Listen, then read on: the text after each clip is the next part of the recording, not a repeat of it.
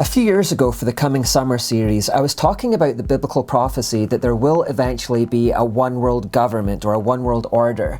And in that series, we looked at the political desire for this that's existed within globalist politicians for several decades now. A new world order. A new world order. A new world order. A new world order.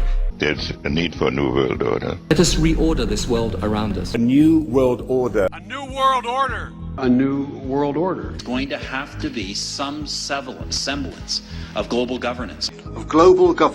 Following on from this, I was then trying to predict or foresee the kind of triggers that might cause us to leap forwards in that direction towards globalism. And I noted from history that there tends to be only two major triggers that cause closer political integration.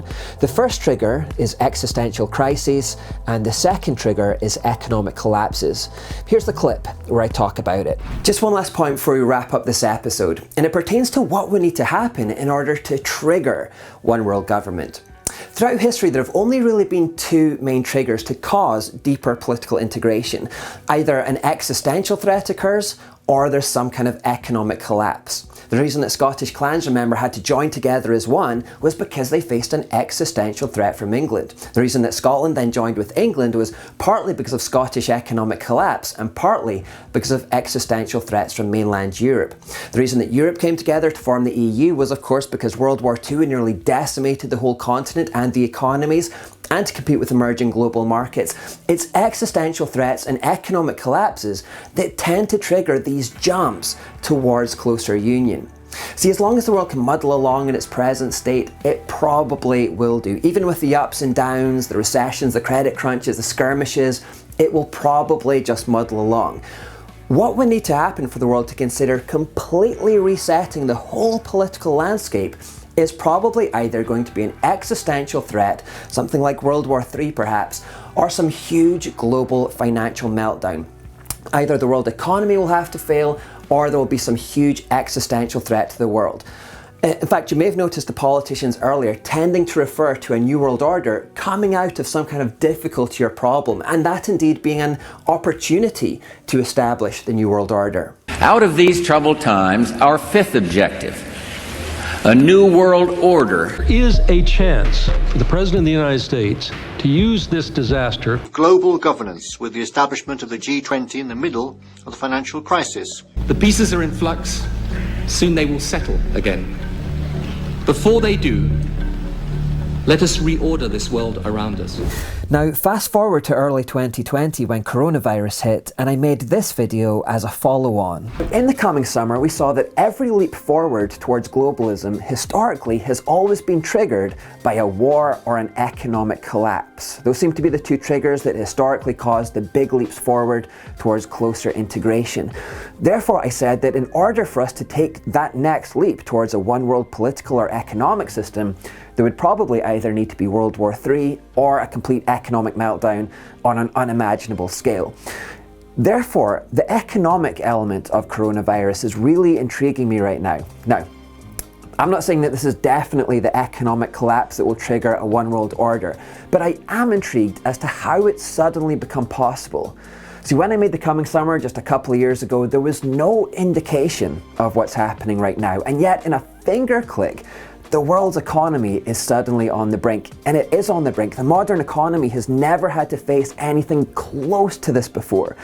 Our economy is predicated on productivity, the constant manufacture, buying and selling of goods and services. And for the first time ever, there's a complete shutdown. And I don't know, and I'm genuinely interested to find out if the global economy can actually survive for very long being shut down like this. I mean, already governments are taking these unprecedented steps just to try to stay afloat by printing and throwing billions and billions at the situation, and even that's doing a lot of damage. But if lockdown goes on for weeks or even months more, I genuinely don't know if the economy can survive this. Every day that passes without productivity inflicts huge damage. And if the economy couldn't recover after this, then I would expect the world leaders to say, actually, this is a good time for a reset, guys. So how about a new economic system? How about a new global currency so there's less instability in the markets? And how about a new global central bank, for example. And indeed, we're already seeing calls from some quarters about increasing financial coordination around the world because of coronavirus. I think this is probably going under the radar right now, but I think it could be significant. Again, I'm not a prophet, but I'm just intrigued by this element. I think this could end up being the most significant long-term effect of this whole episode. And there's now a new chapter to add to this story, because from around the summertime, globalist politicians began talking openly about using coronavirus as an opportunity to have what they called a great reset. You probably heard about this already. And I encourage other governments to join in as well. We need to work together, and not just on vaccines. Canada believes that a strong, coordinated response across the world and across sectors is essential. This pandemic has provided an opportunity for a reset. This is our chance to accelerate our pre-pandemic efforts to reimagine economic systems that actually address global challenges like extreme poverty, inequality, and climate change. Now is the historical moment, the time, not only to fight severe virus, but to shape the system. We have a unique but rapidly shrinking window of opportunity to learn lessons and reset ourselves on a more sustainable path. It is an opportunity we have never had before and may never have again. So we must use all the levers we have at our disposal, knowing that each and every one of us has a vital role to play.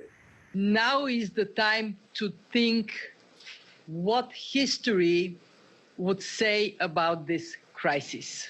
And now is the time for all of us to define our own role.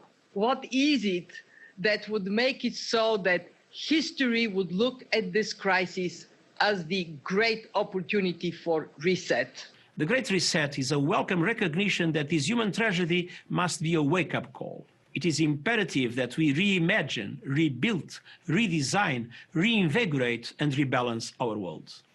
Rebalancing investment, harnessing science and technology, and advancing the transition to net zero emissions, all elements of the Great Reset, are fundamental to building the future we need. We have to change our economies dramatically in the next 20 or 30 years, and the next 10 years is absolutely decisive. So we cannot waste this opportunity. We will now start a quite high number of task forces to look at all the different issues, and we will present all those ideas to the people assembled in Davos. But at the same time, we will make Davos very different, very open, to ensure that we do not fall back to old recipes, but that we really look at forward-oriented solutions. The opportunity to recenter the reset around the most vulnerable and those on the edge. We have to live up to the expectations